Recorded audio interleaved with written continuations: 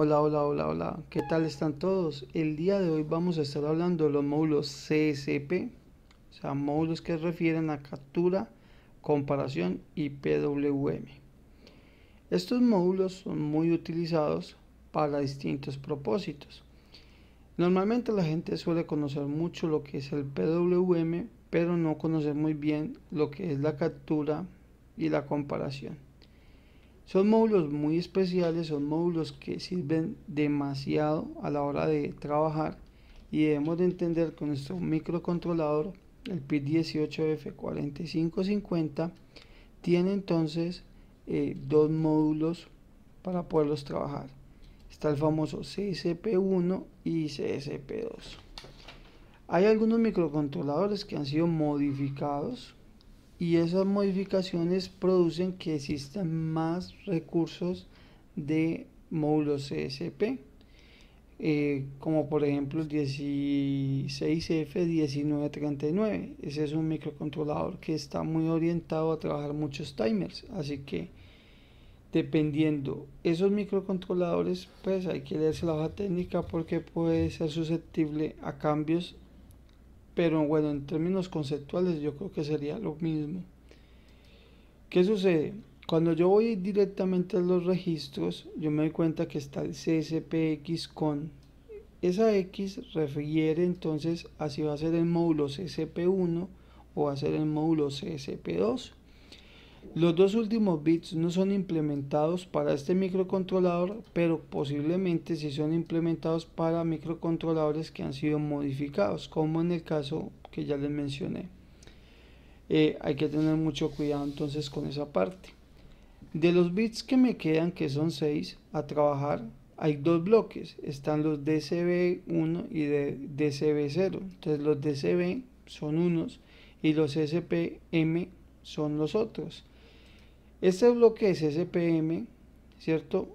Es utilizado en todas las modalidades. Sin embargo, los DCB no. Únicamente son utilizados en modo PWM. Si uno lee la hoja técnica, se da cuenta que los DCB no son ni utilizados ni en captura ni en comparación, únicamente en PWM. Y los CCPM si son utilizados indiferente para que se utilice. Normalmente en esta tabla conseguimos los valores de configuración.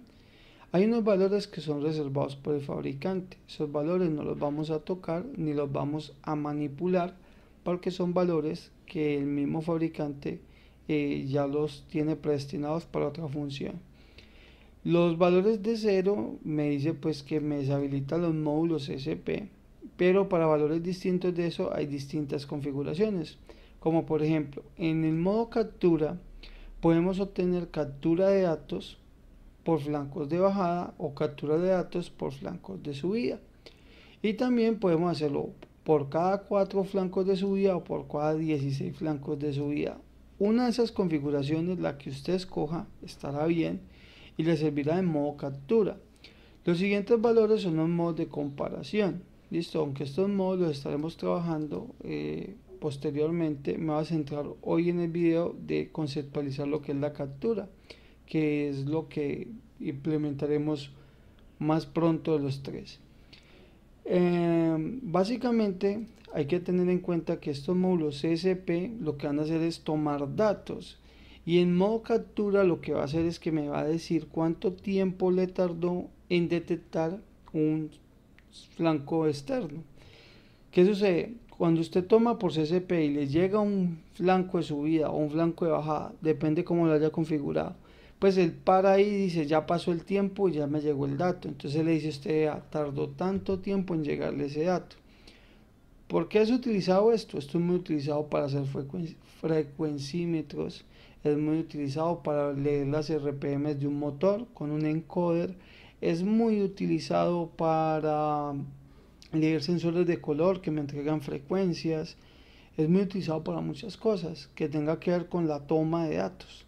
Y esa toma de datos, si es muy grande, usted la puede dividir por 4 utilizando que se haga cada 4 flancos. Y si todavía es muy grande, dividiéndola por 4, pues la opción de 16.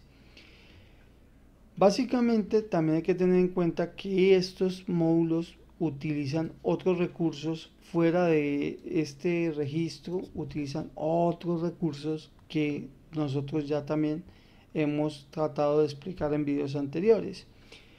O que bueno, que no explicamos, pero que de pronto podemos entender el funcionamiento de ellos a través de otros ejemplos. Y vamos a entender eso. Cuando usted está trabajando en modo captura, está trabajando el timer 1 o el timer 3, cualquiera de los dos, uno de los dos a la vez. Usted puede escoger cuál. Y en el modo comparación es exactamente los mismos timers. Pero en modo PWM está trabajando timer 2. ¿Y por qué esto es importante? Y sobre todo para aquellos que utilizan librerías o vienen de utilizar otro software como MicroC o PitC o quién sabe cuál más, donde existen librerías del PWM. Si alguna vez usted utilizó esa librería y después utilizó un timer 2 y no le funcionaba, es precisamente porque la librería del PWM tiene que utilizar el timer 2 para poder funcionar como PWM.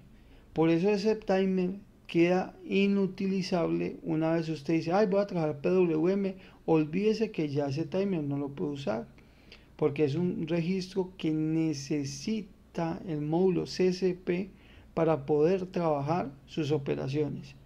Lo mismo pasa en modo captura.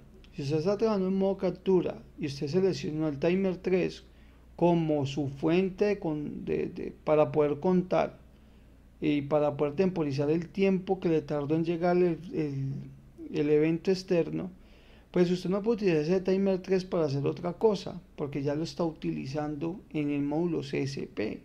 Entonces, una vez usted establece qué módulo va a utilizar, qué timer va a utilizar, pues usted ya tiene que olvidarse que ese timer existe, porque ya está destinado a un propósito, y eso hay que entenderlo bien.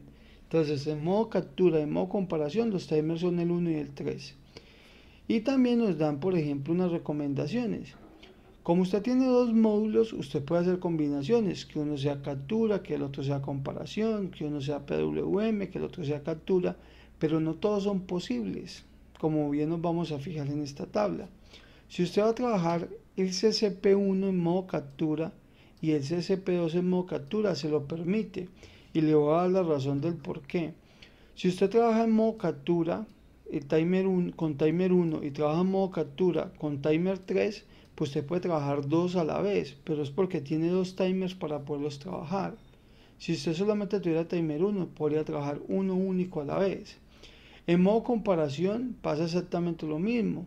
Usted puede trabajar dos comparadores, claro, porque uno trabajará con timer 1 y el otro con timer 3. Y la combinación entre comparadores y capturas son también asequibles, porque mientras uno utiliza un timer, el otro puede utilizar el otro. Y en ese sentido, pues son viables las combinaciones. Solo hay que tener cuidado con la forma en la que se configura, pero son viables. Lo que sí no se puede hacer es captura con PWM. Usted no puede utilizar captura y utilizar PWM. Y eso no va relacionado con los timers. Eso va relacionado con esta configuración. Porque una vez usted acá establece la configuración, digamos que es inoperable ya trabajar modos de captura. Entonces, usted no puede trabajar capturas con PWM, ni comparadores con PWM, ni PWM con capturas o con comparadores.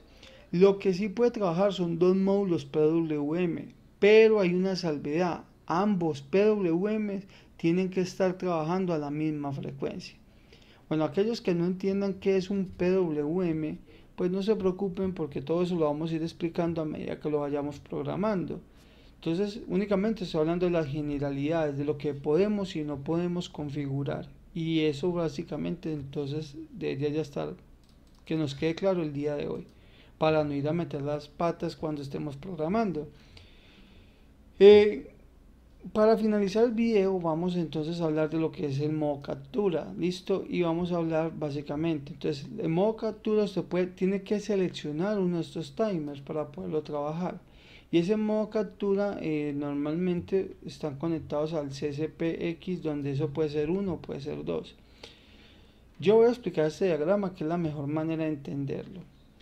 ¿Por qué se puede configurar por 1, por 4, por 16? Eso básicamente va relacionado con los preescaladores del timer 1. Entonces, si usted le pone un preescalador de 4, necesita 4 flancos en el CSP para poder que le notifique al detector de flancos. O sea, él lo que hace es, usted le configuró 4 flancos, entonces él le manda un flanco, dice, todavía no, le manda 2, dice, todavía no, 3, todavía no. Cuando llega al cuarto flanco, dice, aquí sí, ahí, en el cuarto flanco, genera la señal de salida, que es un flanco de subida, bueno, o un flanco de bajada, dependiendo que haya configurado, y el detector de flancos revisa que llegó esa acción y entiende que ya transcurrió el tiempo del evento externo, o sea que ya te puede decir cuánto tiempo tardó. Lo hace a través de una interrupción en CSP-IF, ¿cierto? Y usted tiene dos alternativas: o que hubiera seleccionado el timer 1 como el contador, o que hubiera seleccionado el timer 3 como el contador. En el caso de que sea cualquiera de los dos, el conteo que estaba haciendo, porque él empezó a contar, dice, va 1 microsegundo y no ha llegado nada, 2 microsegundos y no ha llegado nada, 3 microsegundos y no ha llegado nada. O sea que él empieza a contar en un registro de 16 bits.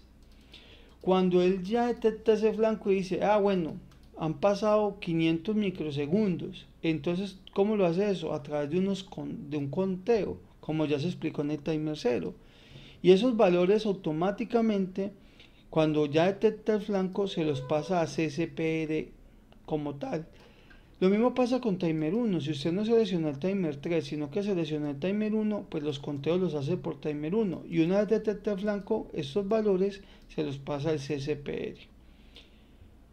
En el caso del CSP2 es exactamente lo mismo, solamente pues que lo único que se tiene acá es la selección, cómo se va a hacer, para que uno sea el complemento del otro, pero una vez termine de contar, esos valores del timer pasan a CSPR2 y se acabó el problema. Entonces, ¿qué es el comparado, el modo captura? Perdón, ¿qué es el modo captura? Pues no es más que una temporización que ocurre cuando un evento externo llega. O sea, cuando el evento externo se cumple, entonces me dice cuánto tiempo le tardó. Y eso es bueno porque entonces nos ayuda a calcular frecuencias. Y calcular frecuencias es bien interesante.